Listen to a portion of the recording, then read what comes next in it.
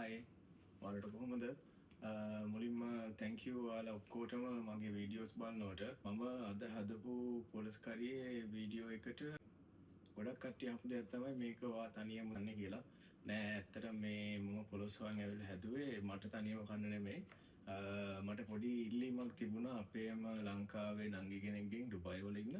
එයාගේ ඉතින් ඉල්ලීම ඉෂ්ට කරන් තමයි මම පොලොස් ගෙනාවේ. ඇත්තට මේ නංගියා කියපු දේ මගේ හිතට ගොඩක්ම වැදුනා. මොකද එයා කිව්වා මට ගෙදර ගොඩක් මතක් වෙනවා අයියේ මේ දවස්වල අම්මා අක්කා ළඟ හිටියනම් හොඳයි කියලා හිතනවා කිව්වා.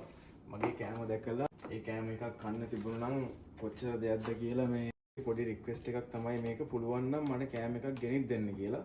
ඔන්න ඉතින් මම එයාගේ පුංචි ඉල්ලීම අද ඉෂ්ට කරා. මේක ගොඩක් මගේ හිතේ තියන් හිටපු දෙයක්. ඩුබායි වල ඉන්න අපේ ප්‍රෙග්නන්ට් අම්මලාට කෑම වේලක් දෙන එක.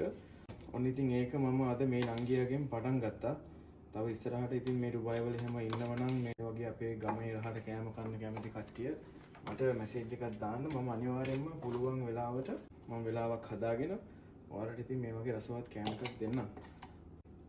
ඇත්තටම මම ඒ දේ වෙනුවෙන් ඉතින් පුංචි ඉල්ලීමක් ඉල්ලනවා ඔයාලා ඔක්කොගෙම. ඒ ඉතින් ඇත්තටම පිනක්. මම ඒ පින ඉතින් බලාපොරොත්තු වෙනවා මගේ තාත්තට ලැබෙන්න ඕනේ කියලා. ඒ වගේම තමයි ඒ නංගි මට කිව්වා එයාට මස් එහෙම කන්න බෑ අයියේ මස් එහෙම හදන්න එපා මස් සුවඳටත් එයාට අප්පිරියයි කියලා. ඒක ඉතින් ප්‍රෙග්නන්ට් වෙච්ච හැමෝම දන්නවා ඇති. ඒ නිසාම මම එයාට ඇඹුල් මාළු එකක ලෑස්ති කරා. මේ ඇඹුල් මාළු එක මගේ ජීවිතේත් මම හැදුවේ දෙවෙනි වතාවට.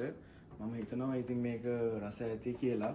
මේක හදපු එකේ වීඩියෝ එකත් මම ඔයාලට අරගෙන එන්නම්. ඔයාලා ඉතින් බලන්න ඔයාලත් ඇඹුල් මාළු හදන්නේ මේ වගේද කියලා. ඒ වගේම තමයි තව දෙයක්.